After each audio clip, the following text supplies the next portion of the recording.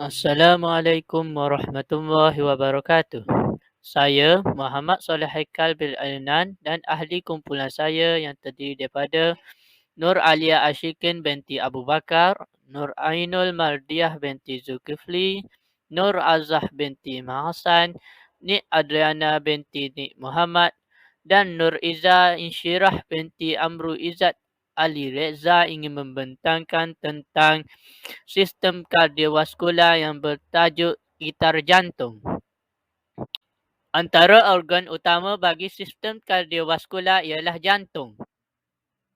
Jantung merupakan salah satu daripada 3 otot terpenting dalam tubuh manusia. 2 otot terpenting dalam tubuh manusia lain-lain ialah otot rangka dan otot licin. Jantung manusia berada di sebelah kiri sedikit daripada tengah dada dan dilindungi oleh tulang dada yang dikenali sebagai sternum.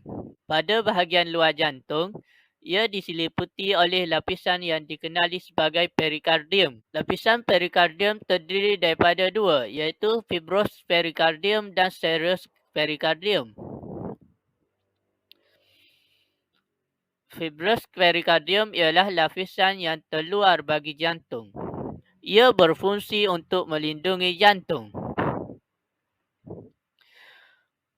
Fungsi serous perikardium ialah untuk merembeskan pelincir bagi mengurangkan geseran pada jantung.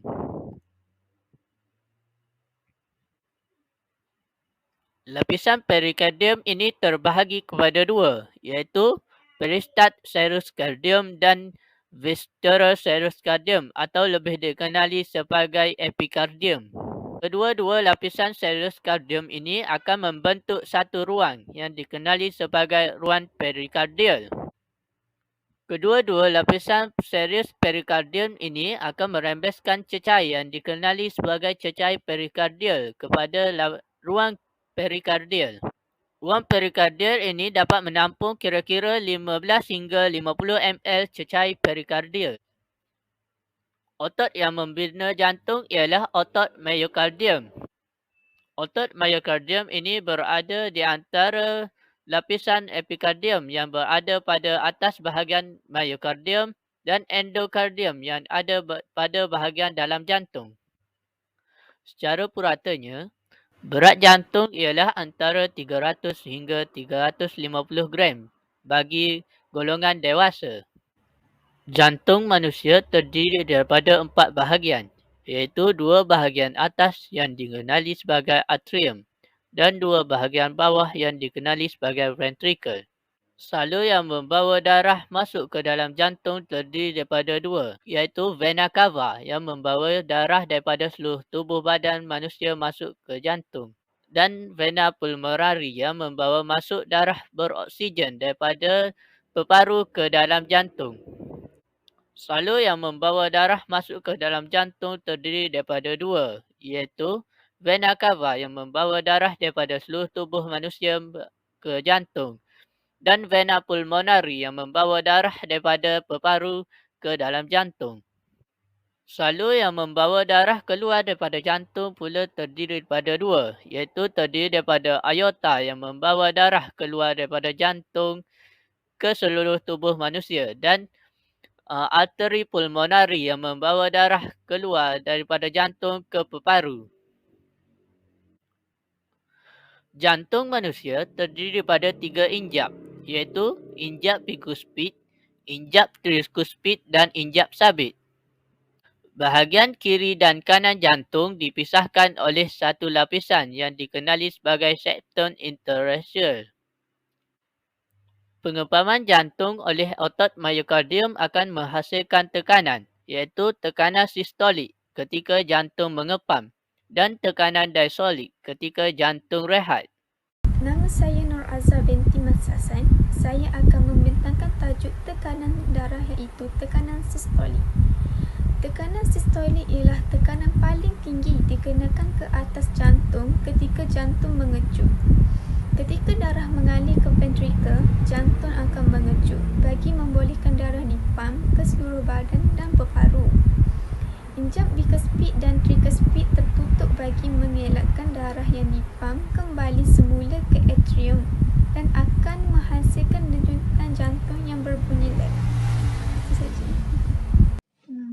saya Nik Adriana J17. Saya akan bentangkan tentang tekanan distolik.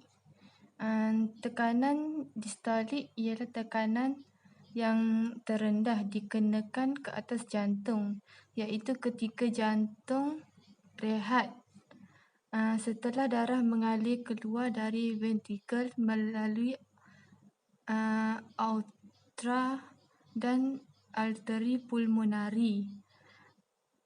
Ventrikel akan rehat seketika sebelum menerima darah dari atrium.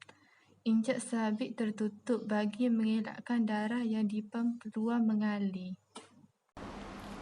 Kitaran pulmonari. Atrium kanan menerima darah terdiuk oksigen dari seluruh tubuh kecuali paru melalui vena cava.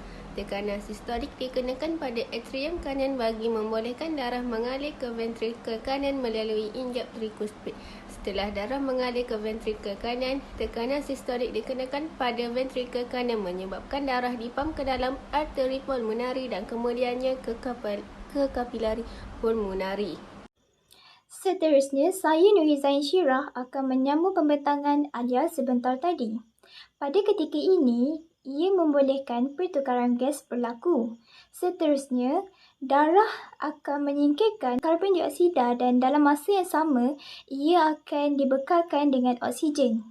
Akhir sekali, darah yang beroksigen kemudiannya kembali semula ke dalam atrium kiri melalui vena pulmonari. Seterusnya, saya Nur Ainumadiyah binti Zulkifli akan menyambung perbentangan daripada Nur Izain Syirah sebentar tadi. Tajuk perbentangan saya ialah kitaran sistemik, di mana darah beroksigen daripada peparu akan mengalir masuk ke atrium kiri melalui vena pulmonari. Selain itu, atrium kiri pula mengalami tekanan sistolik bagi membolehkan darah dipam ke ventrikel kiri melalui injap bikuspid. Setelah semua darah mengalir ke ventrikel kiri, tekanan sistolik akan dikenakan ke ventrikel kiri akan menyebabkan darah dipam keluar ke seluruh badan melalui aorta.